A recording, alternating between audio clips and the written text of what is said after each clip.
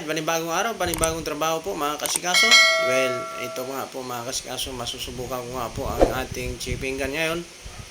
At subukan ko po mag-chipping mga kasikaso. At ito at kunin natin.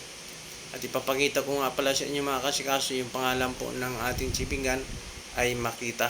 Ayan po. At itatry po natin mga kasikaso kung ano ba kalakas ang ating chipping gun. So ito, susubukan natin. Wow, yan nga po mga kasikaso at maganda nga po ang kanyang biak, no. Malakas po siya i-chipping. At dahil nga po mga kasikaso medyo malakas ang pwersa ng ng chipping gun natin, yung impact. Kaya gagamitan po natin ng tuhod. Sabayan natin ng tulak. Yan, tingnan niyo mga kasikaso. At talaga naman napakalaki ng tipak po pagka matumbok ng kanyang talim ng chipping gun mga kasikaso, no. At yan, no. At ang bilis po makabiak agad ng ng ating chipping gun.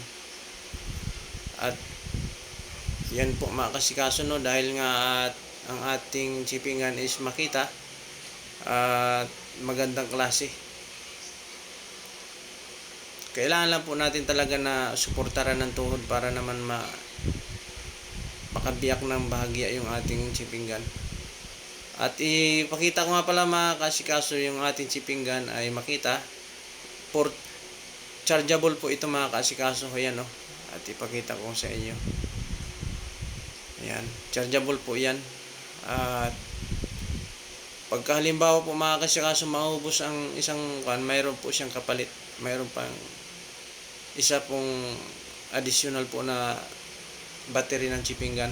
Ayan, napakabilis yo. Ito na po at binigay ko na po sa kasama ko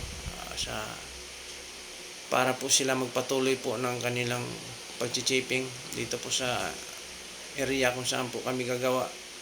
Dahil dito nga po mga kasikaso ikakabit po ang ating mga steel door.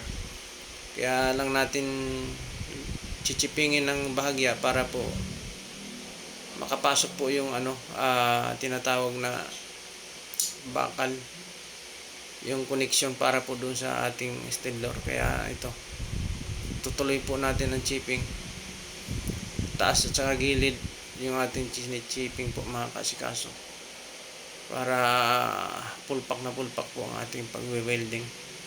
Ayan, medyo mabigat nga lang po, nakakangalay po mga kasikaso yung ating chipping gun dahil malaki po kasi yung ating chipping gun.